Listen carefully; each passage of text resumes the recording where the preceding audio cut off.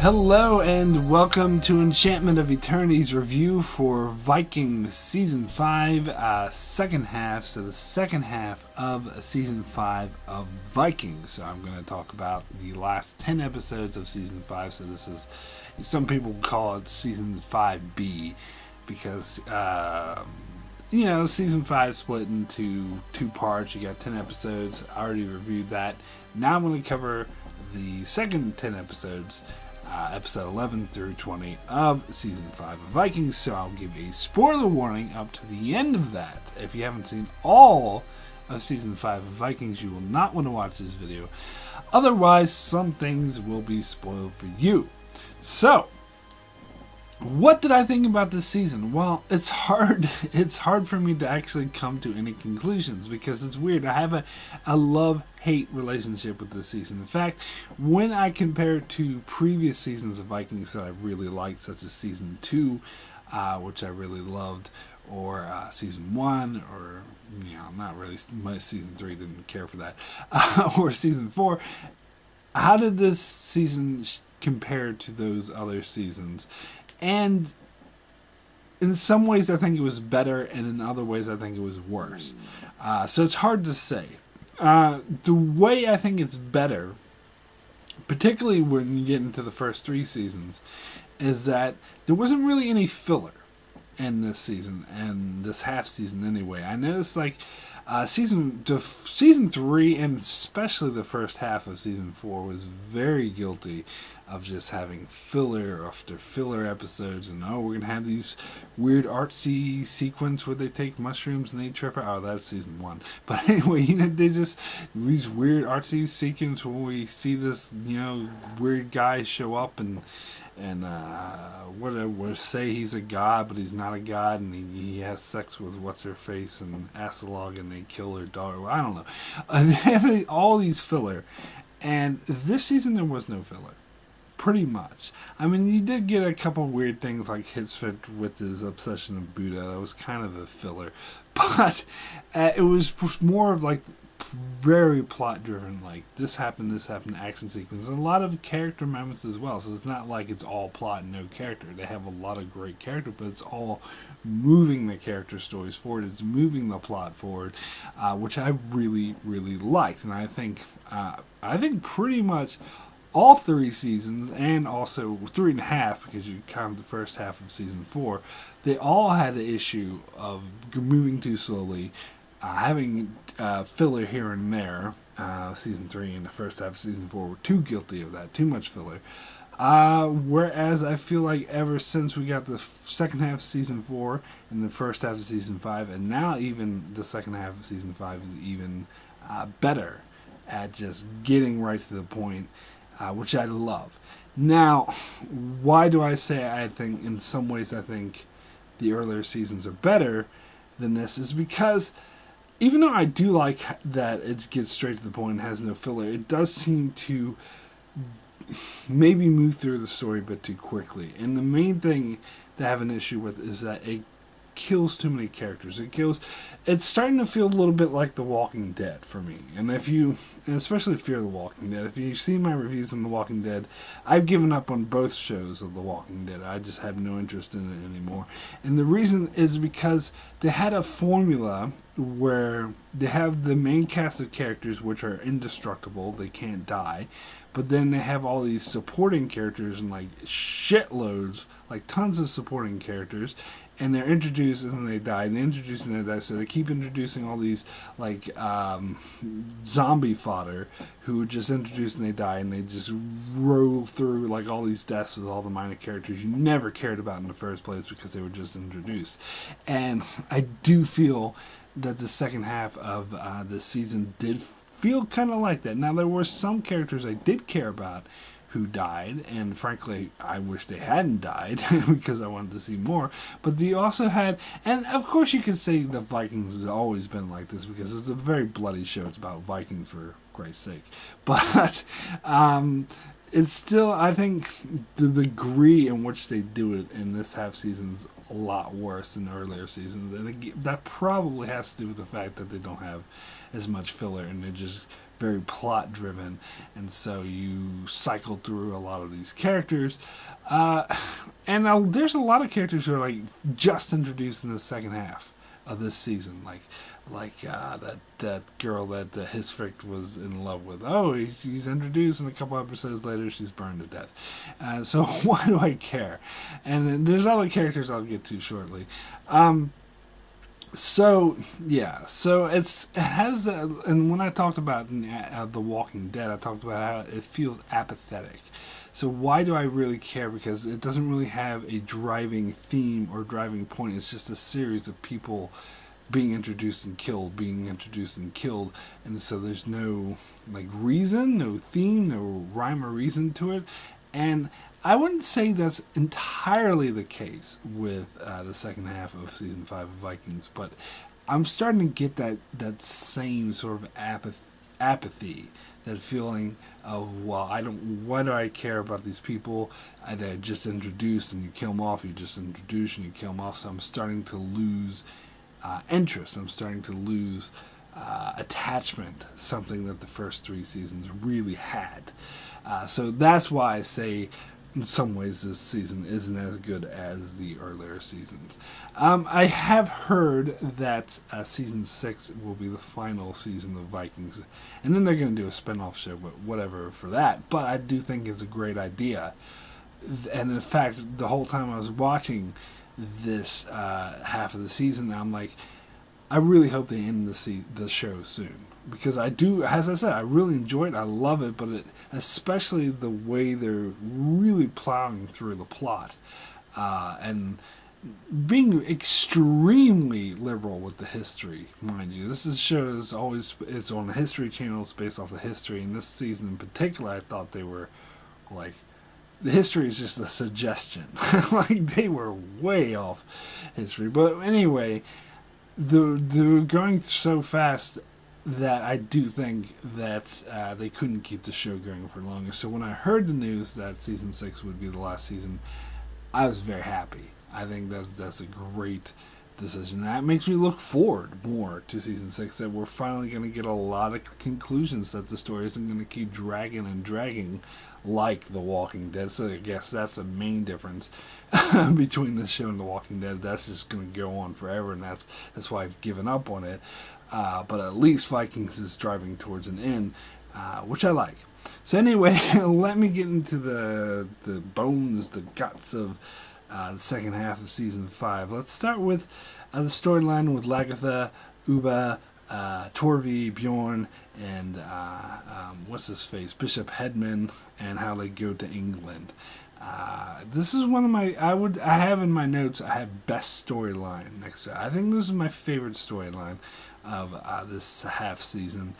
And in particular, I like all the political intrigue in theater with Bishop Hedman, how he was introducing the Vikings into the tribe, and obviously a lot of the Wessex. I shouldn't say English because history. This is England wasn't united at this point. It was Wessex, the Kingdom of Wessex, and so a lot of people there were very did not want the Vikings there, obviously, and you couldn't blame them, because the Vikings are known for attacking, killing, raiding all of their people. So I think their gut reaction to not wanting them there was very valid. But on the other hand, King Alfred was wise enough to see that this would actually benefit them, because these are exiles who didn't have any place amongst the Vikings anymore, and they needed safe haven, so they're willing to ally with them. Which, what better way to fight off Vikings than with other Vikings who know how they work, know their tactics, know how to defeat them? It was actually very wise of Alfred, but I understand how that gained him a lot of enemies. Now, I love Bishop Hedman and how he was, and I'll have to start by saying I apologize if I mispronounce any of these names. Some of these names are hard to pronounce. But anyway, I love how the Bishop Hedman was he was a lot more sort of fierce and vicious about supporting the Vikings than Alfred was, because Alfred was a king. He had to be sort of more measured and diplomatic, and sort of, people listen to me. And of course, he made enemies of the church because he basically was sick of them being dicks to everyone and tried to stop that, and the church didn't take too kindly of that. But of course, Hedman was his huge ally. And I love how there was like this conspiracy to, take down Alfred and take down Hedman. And so the dude found out about how Hedman had an affair with Lagatha, and Hedman's response was just to go there and kill him. That was such a great scene. And then when Alfred pardons him, which was again the smart thing to do, because Hedman's the best fighter and he's allies with the Vikings. Again, it made total sense how people weren't okay with this. I mean, he just walked up and murdered a dude in like broad daylight, and none even try to hide it. So, and Alfred pardons him for this. I could see why that made him a lot of enemies. And of course, this led to this further storyline where this conspiracy that his Alfred's brother, I don't have his name in front of me, but soon to be dead guy. Anyway, he was involved in the whole conspiracy to bring down Alfred, but then when it came time to kill Alfred, he couldn't bring himself to do it. So that means he was actually a pretty decent guy. And then you got the scene later on where Alfred was like, now, and people sprang up and killed all the people, or captured all the people who were conspiring against him. I mean, that was great. I think this was my favorite storyline, because I loved, it reminded me a lot of like Game of Thrones or The Expanse, or all that sort of political intrigue type thing. And I think, the England storyline was always my favorite part of the show, I believe, because even like in season 3 in the first half of season 4, when they were in Francia, the whole time I was just like, or France or whatever, but the whole time I was just like, oh, come on, go back to England. I don't give a fuck about this shit. And so I'm really happy that the main focus was in Wessex, and I think I was completely satisfied. In fact, this is part of what I would say this is probably better than anything that we got in the first 3 seasons. But now let me move over back to Connecticut, where Ivar is becoming a megalomaniac dictator. This I wasn't too happy. I wasn't that happy with what they did with Ivar's character. And again, from reading history, I thought they were going to go totally different direction with Ivar than they did here. And frankly, I thought the direction I was thinking they were going is that he would keep attacking England and become like this huge, fierce warrior, Wessex, but this huge, fierce warrior that Wessex was worried about. But instead, they made him like this megalomaniac who's like, I'm a god, and he marries this woman, and she's like, oh yes, you're a god, and let's be gods, and then that fake out, I almost went and did a live video, but that fake out, when we had that episode, and he's like, we're going to have a great sacrifice, and he looks at Hisfric.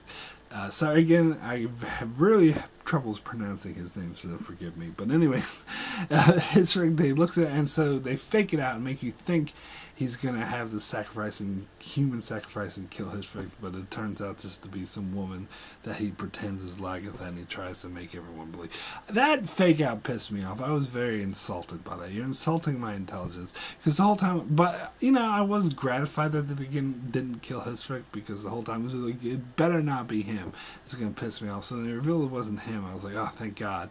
But then after that relief wore off, I was like, hey, fuck you for tricking me like that. That was such a stupid fake out.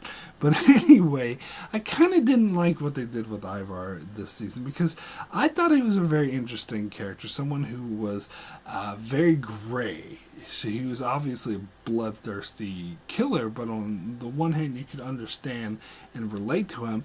And I think this half season completely dashed that relatability aspect and focused more on the bloodthirsty killer. In fact, not so much as a killer, but basically as an asshole. They made him a megalomaniac asshole who thinks he's a god. He eventually kills his own child and his own wife, and just is a dick to Hesfrick for his own brother for no good reason, and burns his lover alive, and all this other and like just kills people at random because he wants to be worshipped as a god. They ruined his character basically. He was someone he wasn't a hero. He was never a good guy. He was always had this dark element, but he was more interesting when you had it's like a Walter White type dynamic where there's good aspects and there's evil aspects, and it's an interesting dynamic. It's an interesting to explore this gray territory, but now they just turn him into a flat out villain, a flat out evil, which is a hell of a lot less interesting, a hell of a lot less dynamic. So I kind of wasn't very happy with what they did with his character. But speaking of storylines I wasn't happy with, and I think it was by far the worst storyline of the show, is Floki's Bogus Journey. I talked about this in the first half of season 5, which is also not good, and it got even worse this half of the season. I didn't care about any of these freaking characters. They were all side characters.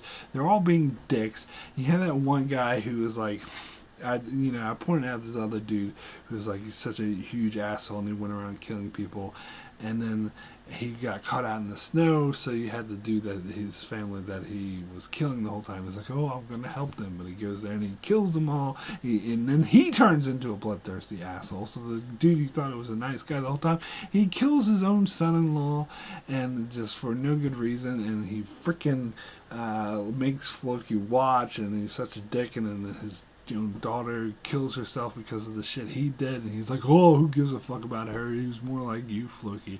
What a dickhead. I just hated that whole storyline. It was so dumb. It's just like they needed some drama, something to do. I was never interested in any of those characters. I was never interested in this situation. They never did anything to make it interesting or to make me care about any of these characters because they're all assholes. I don't care about them. And the only one I cared about is Floki, but he wasn't really doing much. The only thing I would say I liked about it was the scene where after that, asshole guy was a total dickhead about his own daughter committing suicide, he was like, if I was the man I used to be, I can't remember exactly what he said, but he was like, I'd plunge this shovel into your head, but not kill you, just enough to make you paralyzed so you can see me kill your family, rape your son, and then not cut his head off, and like all this vicious shit. And then Floki is like, but I'm not that guy anymore, so I'm just gonna leave. And you can see the look in that guy's face where he finally realized just how close he came to like the most horrible death he could possibly imagine. So that was a cool scene. I did like that, but the rest of Floki's storyline, and especially when he goes and he finds the Christian cross and he freaks out and then the volcano goes off. I don't really care. I don't care. I just don't care. Floki's definitely not dead. I know that much. But other than that, like this whole storyline was definitely the worst of the entire season. But anyway, let me move back to Hisvik. And never gonna pronounce his name right, so don't even expect it. Anyway, he's sad and lonely, and I think this whole I don't know, I don't really like what they did. They had that crazy girl from the other season. Again, this is like they just killed her off for no reason. I didn't care. It's just they're just cycling through characters, and then he meets this other woman he falls in love with, and they just kill her off. And the whole thing with him with like finding the Buddha, and that seemed kind of fillerish. I said this season had no filler, but that was kind of like unnecessary. It doesn't really add much. He just starts to act all crazy. He meets that other Viking king, and he's like fat, so he's like, "Oh, you're the Buddha." What's the point? I didn't really see the point. And I think it's a bit silly that. That's again, it made me not like Ivar, of course. I mean, that's probably the point, but it made me not think he's an interesting character. Let me put it that way. The fact that he just killed Hexford's girlfriend, even though, and the fact that he was just treating him like shit the whole time was like it forced him to go. And I don't know. I just don't like what they did with this character. Anyway, I think the whole thing with him going to the other Viking tribe. I mean, it was somewhat interesting, but it was a bit weird. I don't know. Whatever. But anyway, let me get back to Wessex and Queen Judith. How she's gone off her rocker. Again, I really like the storyline, and I like the fact, like her, even though Alfred's brother, what's his face, spared him, and Alfred was like totally like he's a good guy, but she was sensing when Alfred got sick that he was going to take over, and there would always be the risk, even if he professed to love Alfred and follow him, there would always be a risk that someone would try to kill Alfred so he could be king. So she needed to eliminate that and kill her own son. And the fact that, like, she poisoned him and that he knew about it and he was like, oh, what kind of mother are you? That was such a powerful scene. And especially when Judith herself died and she was on her deathbed and she was like, very broken up about what she did to her own son, all the shit she did just to keep Alfred as king. That was powerful stuff. It was very dark, twisted stuff, but in a good way. I think in the best way. And again, I really love the storyline a lot. But what I didn't really care for that much was the whole thing about you had the battle with Fine Hair trying to invade Wessex and Bjorn and Uba fighting on Wessex side, and they ended up defeating them. But Bishop Hegman died. Now, this is the death I was referring to that I thought was just it pissed me off, because this was such a very strong character who contributed a lot to the show. And when they first introduced him at the, they made a huge deal in the season 4 finale, and then in season 5 they made a huge deal as this, this very important, cool guy. And I don't feel they did enough with him to justify all the build up to him. And plus, I think he was a great character. As I said, I love that story of intrigue where he just went up and killed the other dude. Now, I don't know, but I'm guessing that the actor wanted to leave the show. I don't know if that's the case, but that's just how it seems to me, because it seems like this death came out of nowhere, that it wasn't built up to, and that it hurt the show, that the show would have been better off with keeping this character. And I think he had more stuff to do. I don't know. Maybe they did it to affect the lag of this storyline, because she becomes all crazy. That whole storyline with her, being healed, and now she has like white hair, and she's like, oh, mystical. Like, I don't know if I care for that storyline. I would have rather had Hegman write personally. And speaking of useless characters or useless character deaths, let me talk a bit about Magnus. This character was a complete waste of time. From the very beginning, he was introduced in season 4 as the son of Ragnar, and I think it's heavily implied that he is not the son of Ragnar, but he grew up believing he was the son of Ragnar. And I never liked this character storyline. It seemed like he was just pointless and just there as an add-on. But when they reintroduced him this time, they like come up to Bjorn, and it's like, oh, we're brothers, and we're gonna fight off the Vikings and whatever, and don't listen to King Alfred, he's a dickhead. And it seemed like they were going somewhere with this character, that they were actually going to make him relevant or important to the story somehow. And then they had this storyline with him like praying to the Christian God, and the other Vikings there. Why is he praying to the Christian God? He's being a Christian, blah blah blah. Who cares? I didn't care. Again, I thought they were going to have this character around. And then they had that moment in the finale where he was like with Fine Hair after he saved his Viking. It's like, I never really knew I was a Viking, but now I feel most Viking. I was like, okay, so this character's interesting now. Now they're going to do something interesting. Now he's dead. Arrow goes and shoot him. So this whole character was a waste of time. He added nothing to the show. It was just, this was filler. I would say the season had no filler, but he was filler because he's pointless. He was never interesting. He was stupid. Anyway.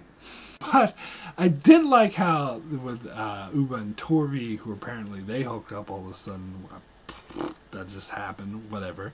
But I did like the storyline with them, how they became Christians because they knew they needed to secure their alliance with Wessex, and that their alliance was on shaky ground, and so they need to do that in order to do that, but they had they actually didn't believe in the Christian faith at all, and I think that made sense. And I really love the storyline, how they went to fight off the Danes, and Uba's solution was to negotiate with them, and so he tries to convince them, hey, look, there's no reason to fight, we'll just give you the land, and that's what Ragnar always wanted. But there was just the one dude, Frodo Baggins. I mean, his name is Frodo. But anyway, that name I remember. But anyway, the Frodo wanted to take the ring to... Sorry. But anyway, Frodo didn't want to listen to Uba, and so they had the battle to the death. Which is cool. Actually, I think that was a cool scene, and I think it was a great fight scene. I like how Uba won, but just barely. Like, he almost died himself. Like, he was like in such bad shape. And I think that's more interesting to me than just having like a fight and the guy easily wins and it's like, I'm the champion. No, it's like he really put his own life on the line for Wessex and for, well, not for them as much, but for Ragnar's dream of having a settlement there. And it was very satisfying when they actually did settle there, and like, let's be friends. So I did really like the storyline. Now, what's the deal with King Finehair? That's the question I'm gonna ask, because I don't get his storyline. Like, I never really cared that much for this character, and I think he's became less interesting since his brother died, and because he hasn't really had anyone to play off of. Like, I get him, trying to attack Wessex, like, that made sense, but when his storyline lost me is when he teamed up with Bjorn to attack Ivar, because it was just the last half of the season he teamed up with Ivar to attack Bjorn. And so follow me here. So Finehair wants to be king of Norway, yeah? So he allies himself with Ivar because he's strong in order to become king of Norway. But instead, Ivar becomes king of Norway. And so now he wants to get rid of Ivar so he can become king of Norway. But he allies himself with Bjorn, and Bjorn becomes king of Norway. So what is he going to do now? Is he going to go back to Ivar and ally himself with Ivar to get rid of Bjorn, and then Ivar will become, and then he has to go back to Bjorn to get rid of Ivar? I don't see his plan here. It doesn't make any sense. If he allies himself with a son of Ragnar, then they're going to become king. And he's not going to be king. I thought the whole point was for him to be king. I mean, they say the deal he made with Bjorn is that when Bjorn dies, he's supposed to become king. But I don't think Bjorn's going to honor that. I think he's going to have his brothers become king. And didn't he have the same deal with Ivar? Like, I don't get his motivation here. It makes no sense. I don't know. Maybe someone in the comments says, oh, Mark, you're an idiot. You're missing this thing. I don't know. Maybe I am, but I don't think they made this very clear. And the whole, like, love triangle thingy with that, one chick and Bjorn, yeah, who cares? Anyway, let me get to this finale, because the finale is pretty good. I love how, Bjorn and Finehair met up with the fat dude and Hisvik, and they had this giant army, and they were going to attack Connecticut. And I love how they actually lost the battle. That was really interesting, because Ivar has been established as a military genius. And I was actually kind of disappointed in Bjorn and Hisvik and Finehair, because they know Ivar. They should realize that he's going to have all these cool tactics they haven't even thought of, but they didn't seem prepared. They seemed to just use the same old tactics. And of course, Ivar showed off what a military genius he was by winning the battle and having all these weird tricks up his sleeves and ways to trick everyone. But the whole thing about, and I do like how Ivar was defeated, though. I think that was really cool, because it wasn't through military tactics, because he is a genius and had the upper hand. But it was through the fact that he was such a megalomaniac asshole that he started to lose the people. And that speech where Bjorn was like, "You know me. Why are you supporting Ivar?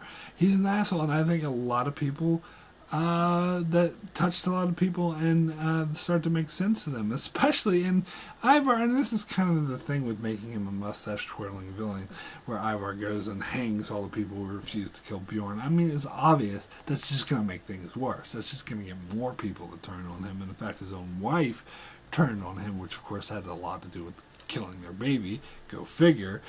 That she would hold that against him. And so I loved how she was the one who betrayed them, went to Bjorn and snuck them in, and so that's how they won, because they got inside all of Ivar's defenses, so they didn't have to worry about that. And instead they just had a raw fight with people, and they started to convince them, look, don't support Ivar, and a lot of them backed down. And of course you had your loyalists to Ivar who wouldn't back down, but Bjorn and Finehair were able to deal with them. Now, a couple things I didn't like about this, though. First of all, I didn't like how Ivar's wife was just plainly went up to him. Yes, it was me. I took them in. And why? And she was actually surprised when he killed her. Duh. I mean, I don't like it when characters die because they're acting like idiots, where they just go right up to the person. It's like, oh yes, I betrayed you because you killed our son. You suck. And then what was she expecting him to be like? Oh, okay, that's all good. I'm gonna go now and just leave you here alive.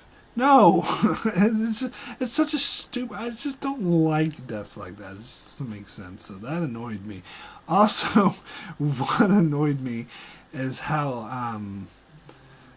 I don't know. Actually, no. Another thing. I think this is a good thing. Actually, how Finehair. It was interesting. Actually, how Finehair saw Bjorn during the fight, and Bjorn was going to get killed, but he was like, you could see him sort of rustling in his head, oh, should I save Bjorn? Because if I don't, then I can be king. But then he did save Bjorn, and now I think that this had less to do with him out of the goodness of his heart, because he wanted to be a swell guy and save Bjorn's life. I think it had more to do with the fact that if Bjorn dies, that increases the chances that I'm gonna die. And so that's why he saved me, because Bjorn was their best fighter. And so they had all these, good fighters to deal with. So Bjorn dies, and that increases the chances that he's going to die as well. So I think that was the internal struggle inside his mind at that moment. I want to be king, but I don't want to die. It wasn't so much as, oh, I'm going to be a cool guy, swell guy, and save this dude's life. No, I think it was both reasons were totally selfish, because that's definitely the kind of character they established Finehair to be. But I think the fact that he was like wanting to live one out, which makes sense.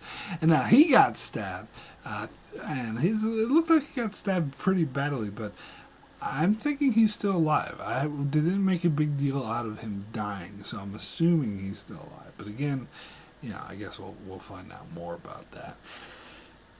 Anyway, so it ends the ending of the season kind of reminded me of the ending of season 2, when Ragnar became king, and here Bjorn became king, which I'm pretty sure they prophesized before, but it's been a while since I've seen the earlier seasons.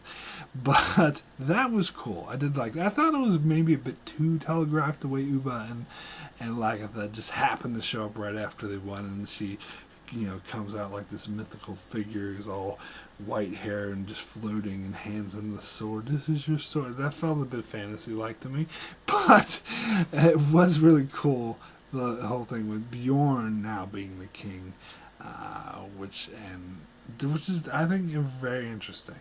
Very interesting indeed. I'm very curious to see what they do with this and see how it goes. I think it's in the whole thing with Ivar having the villager thing, hiding out, going dun dun dun. That felt like too much of a dun dun dun ending, which is a bit silly. But I did think I love the thing with Bjorn and how he's king and what he's gonna do, how he's gonna try to be a nicer king. Very interesting stuff. So I am very curious, and I did have a love-hate relationship with this half season, but overall, I do think the good outweighed the bad. Definitely. There was a lot of. I think some of the moments in this half season were the best out of the entire show. But then again, as I said, it had some drawbacks, which makes me hesitant to say it's the best season of the entire show. I'm not sure if I go that far, but there were definitely moments of this half season that were the best of the show. Anyway, so my rating for the second half of Vikings season 5 out of 10 is an 8. Extremely good. An extremely good season that had, again, no filler. It was just got straight to the point, had all these great character moments. But, and then again, it had all these characters who were just introduced to and it just died immediately. And the whole Floki's storyline was a wash. And it really upset me that they killed Bishop Hedman, because his first half of this half season, he was awesome. He was definitely like the best part, and then they just killed him off, which seemed very sudden out of nowhere. So I do think the actor left, but just my guess. Anyway, that is it for my review of Season 5, second half of Season 5 of Vikings. I will be back for Season 6, of course, to review that once those half seasons are over. In the meantime, you can check out my channel as I continue to do reviews of Star Trek Discovery. I took the week off to do this, but I'll be back next week to do episode 3 and 4. I also cover many other shows like Star Trek Game of Thrones, The Expanse, Lost, and more. So be sure to subscribe so you can keep up with all of that. And thanks a lot for watching.